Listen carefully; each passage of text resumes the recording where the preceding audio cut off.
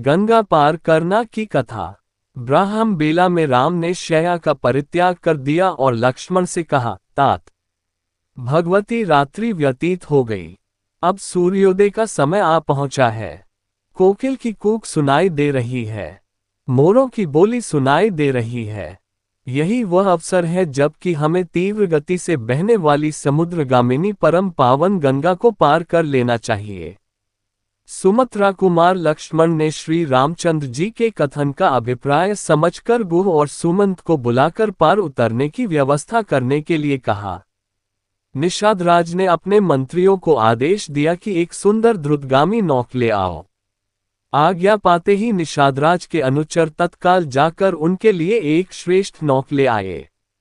नौक के घाट पर लग जाने पर राम, सीता और लक्ष्मण घाट की ओर चले।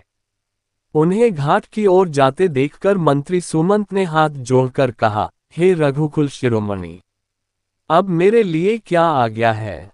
रामचंद्र ने उनकी कर्तव्यनिष्ठा की प्रशंसा की और धन्यवाद देते हुए कहा, सुमंत, अब आप शीघ्र अयोध्या के लिए प्रस्थान करें। गंगा पार करने पश्चात हम उसके आगे की यात्रा पैदल ही करेंगे। आप अयोध्या जाकर मेरी, सीता और लक्ष्मण की ओर से पिताजी, माताओं एवं अन्य गुरुजनों की चरण वंदना करें। उन्हें धैर्य दिलाते हुए हमारी ओर से संदेश दे कि हम तीनों में से किसी को भी अपने वनवास का किंचित मात्र भी दुख नहीं है। उन्हें ये भी कहें कि 14 वर्ष की अवधि समाप्त होने पर मैं, सीता और लक्ष्मण आपके दर्शन करेंगे। आप भाई भरत को कैकेयी से शीघ्र बुला ले तथा राज्य सिंहासन सौंप दे ताकि प्रजा को किसी प्रकार का कष्ट व असुविधा न हो। हे मंत्रिवर, भरत से भी मेरा ये संदेश देना कि वे सभी माताओं का समान रूप से आदर करें और प्रजाजनों के हितों का सदैव ध्यान रखें। सुमंत अत्यंत विह्वल हो गए और उनके नेत्रों से अश्रुधारा बह चली। अवरुद्ध कंठ से वे बोले, हे तात, आपके वियोग में संतप्त अयोध्या की प्रजाजनों के सम्मुख मैं कैसे जा सकूंगा।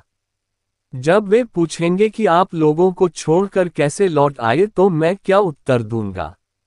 मैं जानता हूं कि आपको न पाकर सहस्त्रों अयोध्यावासी शोक से मूर्छित हो जाएंगे।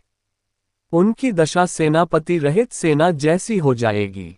हे स्वामी, ये तो आप देख ही चुके हैं कि अयोध्या से वन के लिए चलते समय अयोध्यावासियों की क्या दशा हुई थी।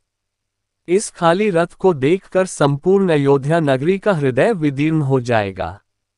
हे प्रभु, मैं माता कौशल्या को कैसे अपना मुख दिखा सकूंगा। आप लोगों के बिना लौटना मेरे लिए बड़ा कठिन है। इसलिए हे नाथ, आप कृपा करके मुझे भी अपने साथ ले चलें। इस प्रकार से दीन वचन कहकर बारंबार याचना करने वाले सुमंत से सेवकों पर कृपा करने वाले श्री राम ने प्रेमपूर्वक कहा, भाई सुमंत, मेरे प्रति आपकी जो उत्कृष्ट भक्ति है उसे मैं अच्छी तरह से समझता हूं। किंतु तुम्हारे न लौटने से माता कैकेयी के मन में शंका उत्पन्न हो जाएगी।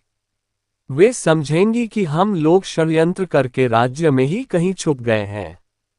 इसलिए मेरा तुमसे अनुरोध है कि तुम नगर को लौट जाओ। तुम्हारे लौटने से जहां माता कैकेयी की शंका भी समाप्त हो जाएगी और महाराज तथा मुझ पर किसी प्रकार का कलंक भी नहीं लगेगा। कलंक चाहे झूठा ही क्यों न हो, उसकी प्रतिक्रिया बड़ी व्यापक होती है। इस प्रकार अनेकों प्रकार से समझा बुझाकर रामचंद्र ने सुमंत को विदा किया।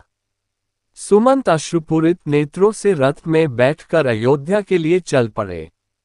सुमंत के जाने के पश्चात राम गुह से बोले, निषादराज, तुम कृपा करके हमारे लिए बढ़ का दूध मंगा दो, क्योंकि अब हम वनवासी और तपस्वी हो गए हैं और हमें जटाएं धारण करके तापस धर्म की मर्यादाओं का पालन करते हुए निर्जन वनों में निवास करना चाहिए।